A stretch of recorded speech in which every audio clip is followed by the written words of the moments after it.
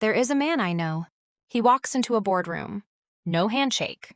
No introduction. He simply sits down, pours a glass of water, and waits. Within 60 seconds, the entire room begins to orbit around him. Conversations tilt in his direction. People subconsciously adjust their posture to face him. "What are you actually doing?" He looked at me and said, "Nothing." That's the point. I spent 2 years deconstructing that answer. What I found is a set of invisible laws, physics essentially, that dictate who commands a room and who is merely background noise. If you are looking for conversation hacks, close this video. What I'm about to share isn't a trick. It's a rewiring of your frequency. Ready? Let's begin. 1. Presence is a signal.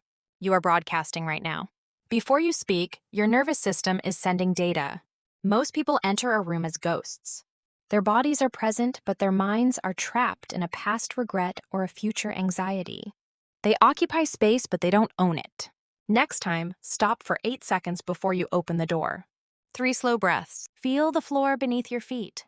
This forces your nervous system into the now. In a world of distracted, anxious humans, a grounded man is a rare resource. When you are fully present, others feel a primitive sense of safety around you. That is the beginning of dominance. 2. Take up time, not just space. Amateurs try to dominate space. They broaden their shoulders and raise their voices. The elite dominate time. When asked a question, wait 2 full seconds before you answer. Not because you don't know, but because your words are worth the weight of that silence. Stop looking for confirmation. Stop nodding like a bobblehead. The amateur borrows time. The master owns it.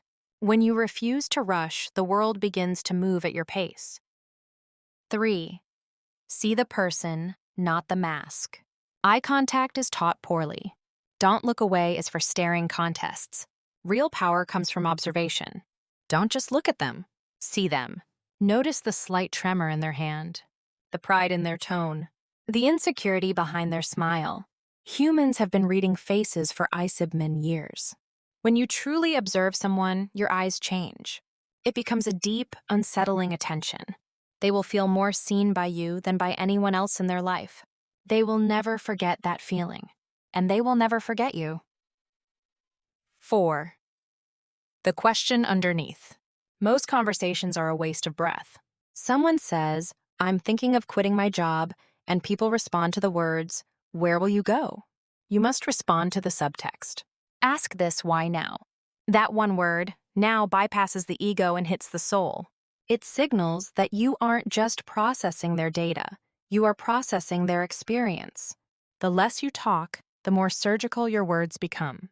Deep listening isn't about being passive. It's about gathering intelligence. 5. Let silence do the work. In a negotiation, the most powerful person is the one who can endure the longest silence. Silence is not an absence of communication. It is the highest form of it. Anxious people feel the need to fill the void. They justify themselves. They reveal their hands. They talk themselves into a corner. If you can sit in the discomfort of a pause, you force the other person to move towards you. That discomfort you feel in the silence? That is the feeling of power shifting into your hands. None of this works if you are performing. The man who stands tall but feels small is just a statue. You cannot fake conviction. You build it by acting as if it's true until the evidence becomes undeniable. Presence is a muscle. Start today. One thing. Wait 2 seconds before your next response. Watch how the air in the room changes. Watch how they react to you. Tell me what happened in the comments. I'll be watching.